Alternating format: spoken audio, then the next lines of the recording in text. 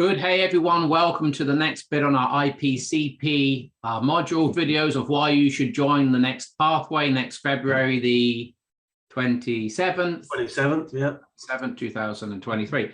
Good. So we just want to talk a little bit about how Identity Compass and the artificial intelligence brings an integral capacity to coaching. And we're going to have Jay talk us through how standard or traditional coaching works in the left-hand quadrants mainly, and how Identity Compass brings a more holistic, whole and integral approach to working with the client and also for you as a coach. So we're going to have a quick look at a slide and then Jay and I will have a conversation. So here we go, get ready. So this is the difference that makes the difference between subjectivity and objectivity. And it's massive in coaching because the whole field of coaching is basically grounded in the coach's and the client's subjectivity. So this is a game changer we're about to look at. Here we go. Good.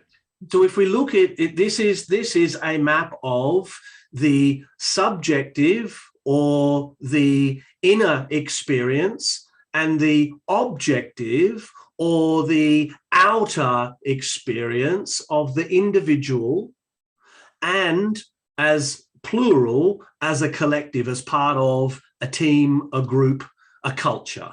Yeah. And so we're looking at the subjective and objective of the individual and the collective. If we look in the upper left quadrant, you'll see it's marked there in red. The inner experience of the coach counts for almost everything in conventional coaching.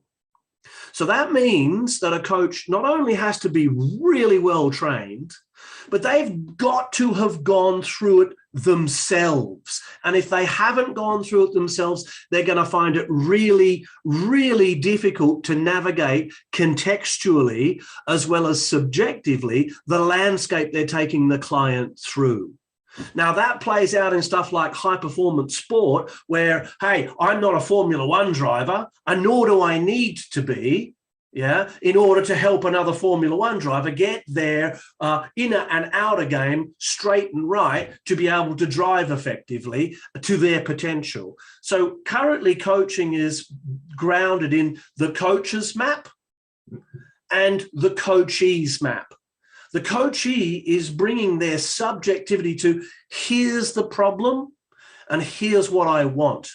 The coach then says, well, given what you want and given the problem that I am hearing subjectively behind that problem is X. Oh, well, that kind of makes sense. And it all begins to land and they might work their way through it and it might be actually pretty useful.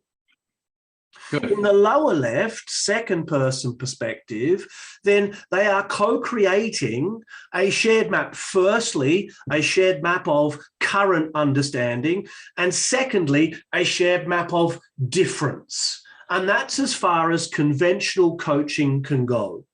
So left-hand quadrants. Left-hand quadrants.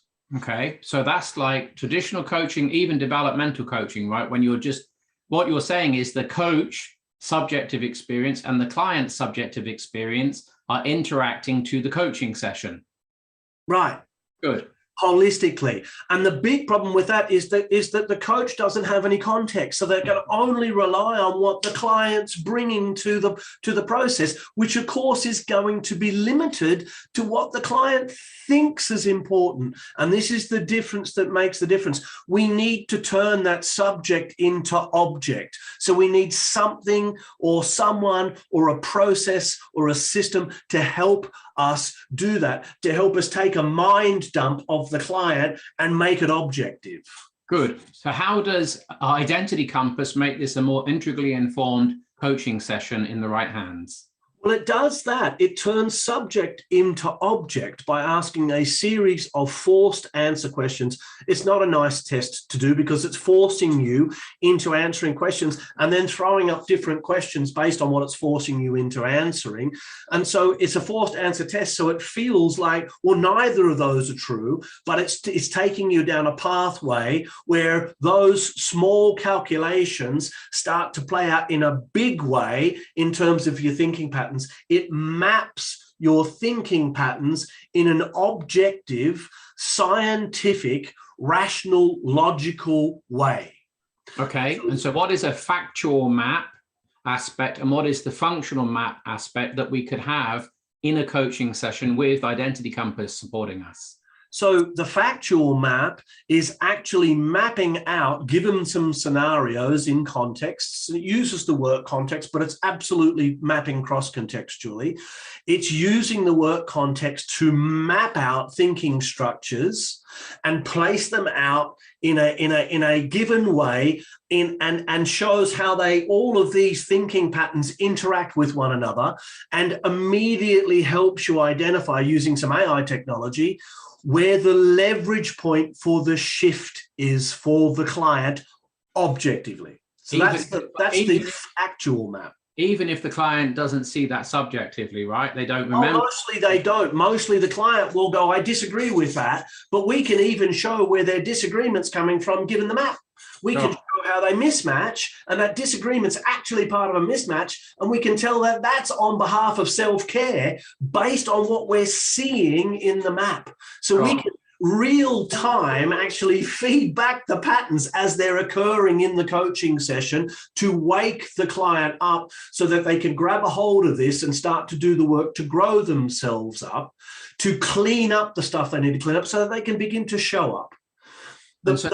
So then we have a functional map that emerges out of the context. Yeah. Which is context. So two aspects to this. One, the functional map is still subjective within the client's mind. How things play out for them and how they connect them to what's going on in their inner experience is like guesswork. Yeah. Sure. With the functional map, we can bring context in, and we can look at work, we can look at personal, we can look at primary relationships, we can look at children, we can look at parents, we can look at community, we can look at all of those aspects and ask, how does this play out for you in this context, to start to get an understanding of what's cross-contextual and what's actually contextual. That means that they can shift between their thinking between contexts, which means they have more flexibility in the lower right component, or less flexibility, telling us how rigid their thinking patterns are. Good. So let's summarize this with a couple of questions for you. So you've been coaching for a few years and you're an averagely good coach. Just give me a moment to relax my face. And so given that, what would you be happy to go on coaching people, knowing Identity Compass is in the world and not have access to it? What difference has it made to you as an experienced coach, 15 years of coaching? Yeah. What difference can you see and benefit has Identity Compass brought to your actual corporate coaching? Has shown me that I've been guessing up until I got a hold of the Identity Compass. It's shown me that my guessing is fairly accurate, yet, because I'm a human being, actually quite limited. And so would I coach without it now? Absolutely not. I mean, I'm literally flying with one arm and one eye. And so, you know, it's to really get to the level I need to get to genuinely find the leverage point with the client, the Identity Compass just adds far too much value for me to guess any longer. And it's from their perspective, right? I've had a client go, I don't agree.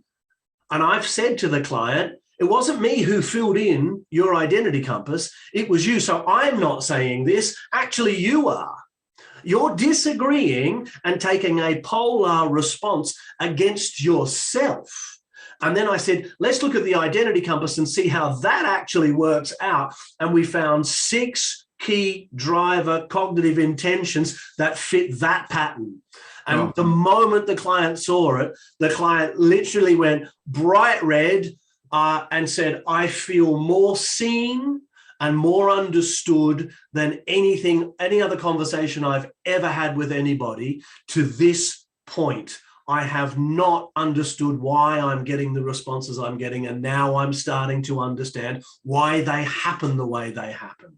And what percentage would you say that's Jay Headley's capacity, and what percentage would you say that Identity Compass has informed in that session? Well, part of my capacity is to take in and make meaning with the client out of the identity compass. So I'm going to go 60-40, but that 40% is the difference that makes the difference. And what's the 40%? That is the difference that makes the difference. The 40% is the identity compass. The 60% is all of the grounded learnings and understanding how the identity compass needs to be read and translated with the client's help. Does a coach to coach the way you've just talked to need to be an excellent, outstanding, well-experienced coach to be able to use identity compass in that way? They need to have that experience. They need to learn it. But what the identity compass will do is it will train them how to learn it in an accelerated way. So instead of it taking 5 years to become an extremely experienced, well-honed, well-rounded coach, having done the work on yourself, we'll cut that down to 2 or 3. Sure. Anything else? Come and look at the program. If you haven't had a chat with us, book a chat, get on the program. If you want to coach at the next level, this is the process and the tool that is going to take you there. Good. Catch you next time.